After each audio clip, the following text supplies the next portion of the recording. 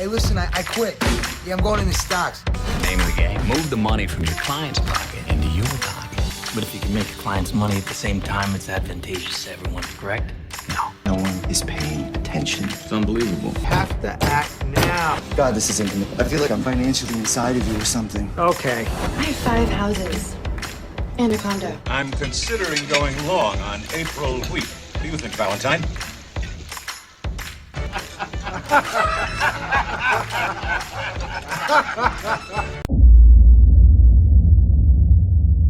Hi guys, welcome to the Greedy Trader channel. Well, I'm not exactly greedy, as most of you old watchers of the channel will testify. I have the most conservative approach to trading. It's just a nice parody idea from the Gordon Gekko mantra. There are only two kinds of traders, the greedy ones and the fearful ones. Greed, for lack of a better word, is good.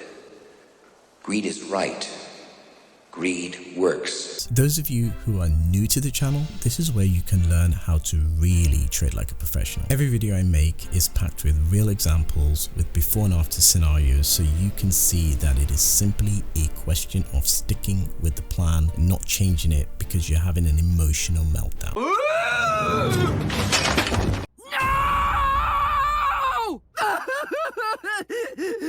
In this video, I'm going to talk to you about managing bad trades. All the channels you've visited and all your favorite YouTubers keep showing off all those 20k profit trades, 100k profit trades, but think about it. What if they showed you those inevitable 20k losses, 50k losses? When we come in.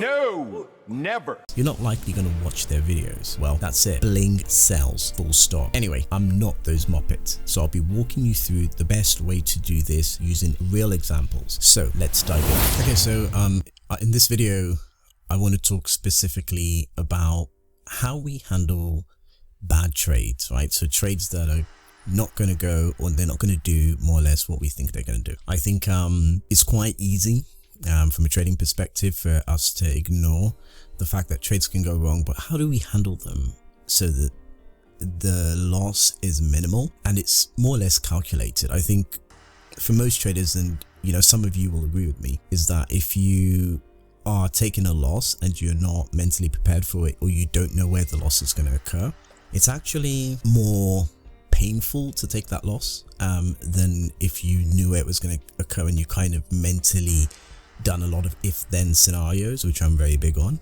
And as a professional trader, you need to have those because those kind of stack up, unlike contingency plans, right? So I know it can be very, very disappointing and disheartening to traders when they lose trades, and it can lead to a spiral of bad trading decisions continuously, right? So, and I'm sure a lot of you experience this. You lose a trade, you lose another trade, you get annoyed, you lose another trade, and you revenge trade, you lose another trade, and now you are pretty much beside yourself. I think most traders have had similar experiences, whether it was early in their careers.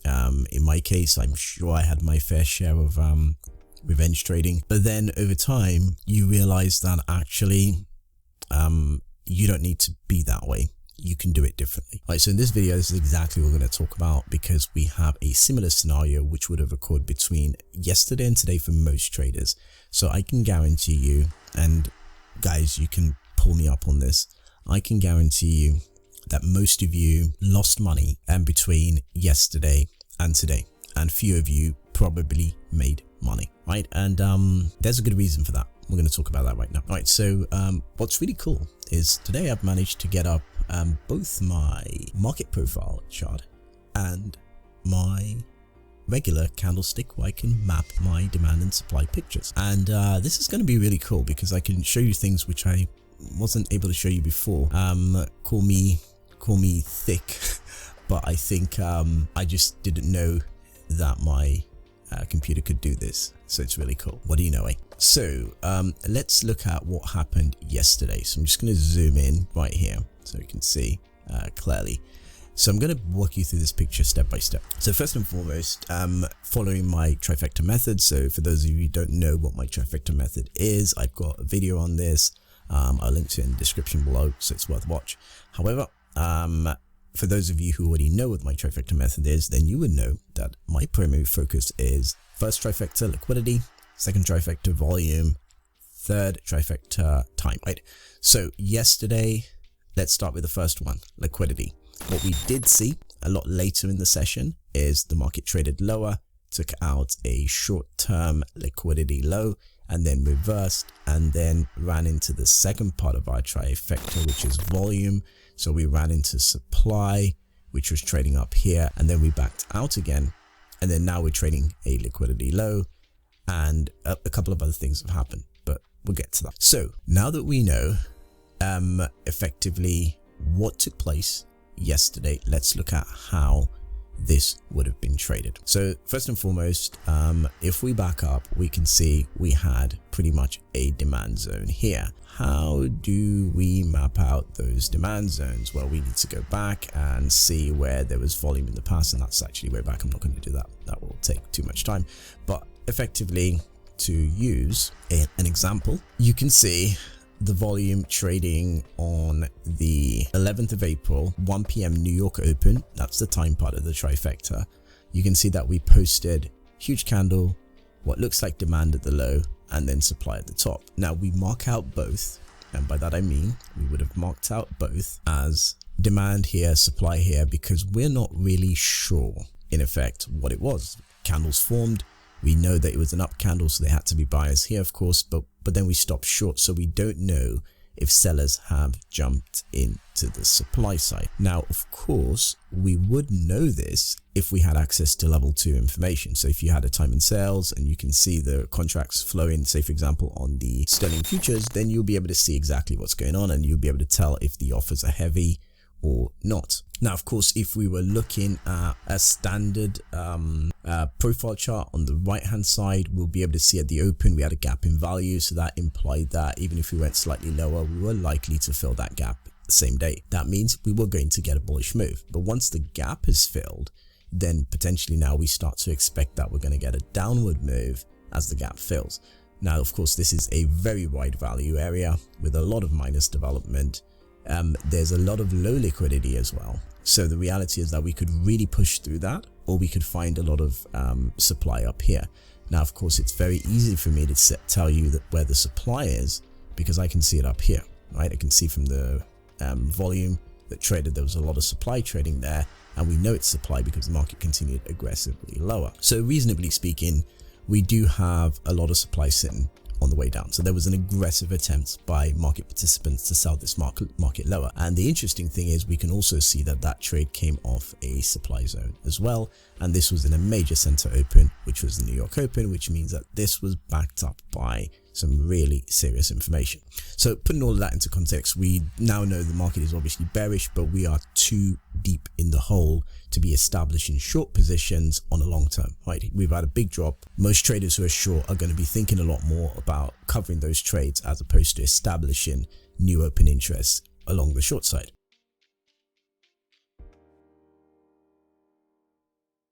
I think we all understand that concept. Obviously, if you're shorting the market in a deep discount, then you're exposing yourself to a lot more upside risk. Right outside of that, let's now look at what happened. Obviously, once we had that flurry to the downside, we come into the time part of the trifecta where we can now clearly see that we've had a push lower despite the very brief liquidity hunt. So in effect, short-term liquidity was taken here, the liquidity part of the trifecta. We've backed up, we're going lower.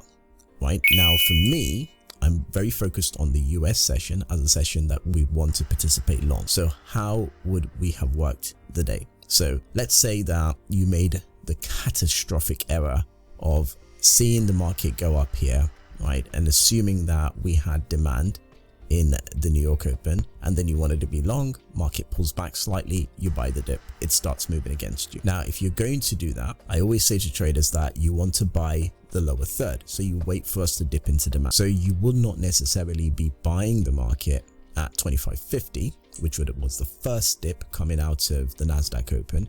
You'd want to wait for demand to be tested. So now you come in with your if-then scenarios. So your first if-then scenario is that, okay, assume that we hit the demand level, right? Your order fills at, let's say, 25.30, or let's say it fills at 25.36. Now you're looking for an upside move. Now what you've seen is the market starts moving continuously lower, and then eventually hits the last demand level here, and then closes a lot lower. Of course, at this point, you want to fill yourself out of the trade with a stop loss, right? So that's if we break or enter into this demand zone and take it out, then I'm going to stop myself out of the trade.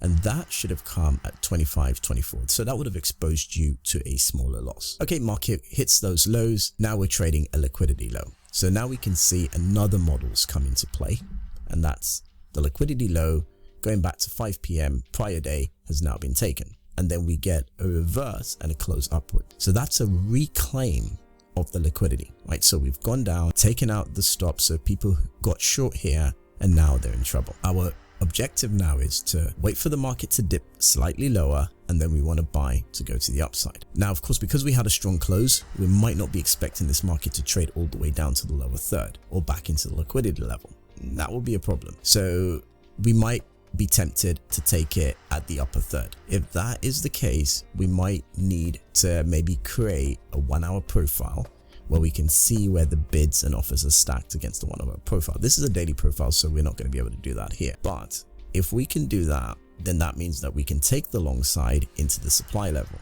right? Which would allow us to reclaim the loss that we took earlier by making a secondary decision to go long.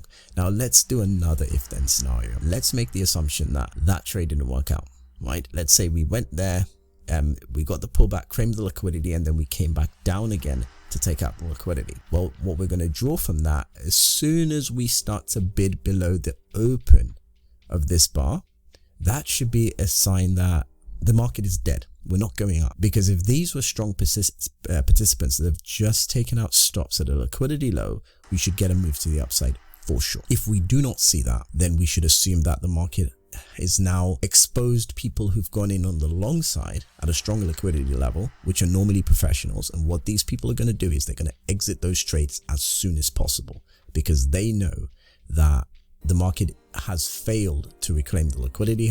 So as a result, it is going to move slightly lower and it will end up bidding lower, right? We can also see at that point that this, what was acting as a demand zone at this point, would be gone. So if we were to delete that, it wouldn't be there anymore. So a reclaim would give us the assumption that the supply is actually strongest here. In fact, we've already got confirmation of that the market has moved considerably lower. So obviously there was a lot of supply up here.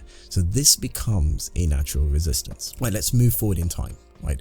So there's something else we're now going to expose, right? And that's how we've traded across the course of today. So at this point, we can clearly see we've hit the supply level. We've pushed out, right? This is important. So we hit that supply level overnight, and then we pushed out. So a lot of traders would not be able to participate in this trade, and hence why a lot of people would have ended up losing money, because you might have had people who were long into the supply, didn't cover end of day or didn't liquidate end of day, held the trade with an expectation that we're going to have continuation and break higher.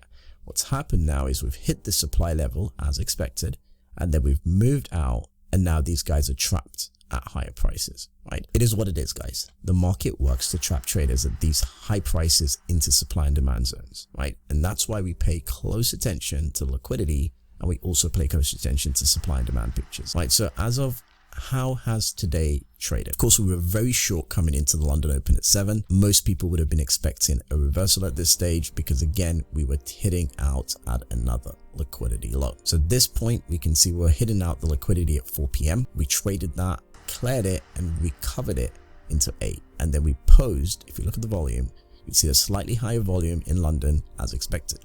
So this is demand. Now, if then scenarios, market pulls back into demand, execute a small long, stops just below the low. If we take that out, expect a brief flurry to the downside, but now we're too short. So there's not going to be a lot of aggressive selling further before a major center open. This is the time part of the equation. So this is the time trifecta, the third. Major center opens. We don't want to trade in center opens that are not major. London is major, but US outpaces that. We've got more guys trading in the United States. So as a result, that's a very critical session. We've also got 3 center opens there: New York, NASDAQ, and Chicago. We want to be careful with a session like that. So again, getting ahead of this would have given you an opportunity to test the waters, by putting in a small trade long, and then you get stopped out, right? So if you notice, we are managing our losses quite effectively. We're not getting emotional because we knew that there's a chance that we could get stopped out. And we also knew that we don't want to take the short side because that will be short in the hole. And if we're going to take the short side, it will have to be a very quick scalp. I mean, it could be an opening range play, for example, from the London Open, which I'm not going to get into that this video. We'll do a separate video about opening range plays, but for now, let's just assume it could be an opening range play, right? And that will be similar to doing something like that on the profile, where you're trading the opening range of a center open, for example, right? But that could be one, but it would be a quick scalp, and then you want to get out. Now we also have some insight. We know that we have a lower demand zone about here, and coming into the New York Center Open, we would look for a reaction in that demand zone. So we would have lost a trade here, sat this out, waited to see if we can attract bids on the downside, right? So if we attract people coming in to buy at the bid, so limit orders at the bid, and then we would want to see a reversal now to the upside, back into that London where we saw the flush in London. Now we're not expecting we're going to get a full recovery. We can clearly see the supply here. New York Open 1 p.m. is quite heavy. So this could turn out to be a long-term downside move. So what we're looking for is a reaction, a close up, back into bids, buy for a run to the upside, back into the supply zone.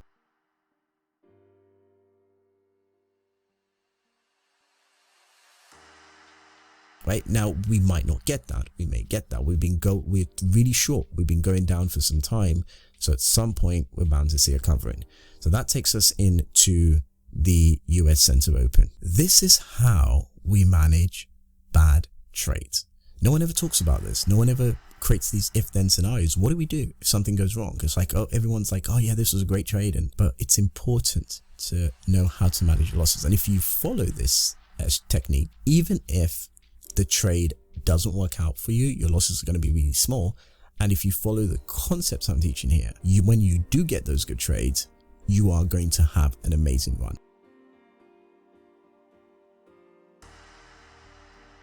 Do not be disturbed by people, or maybe on social media, or somebody discouraging you because, for example, you saw a demand reaction, you went long, the trade didn't work, and you're like, oh, this strategy is not working, I need to change. That is the death of a trader. I think someone should write that book, this behavior. Oh, it didn't work, I got stopped out on that trade, so I'm going to change my whole system. Don't do it. It's destructive. You're going to lose trades. You're going to lose trades because there are people who are smarter than you, and they know what you're going to do.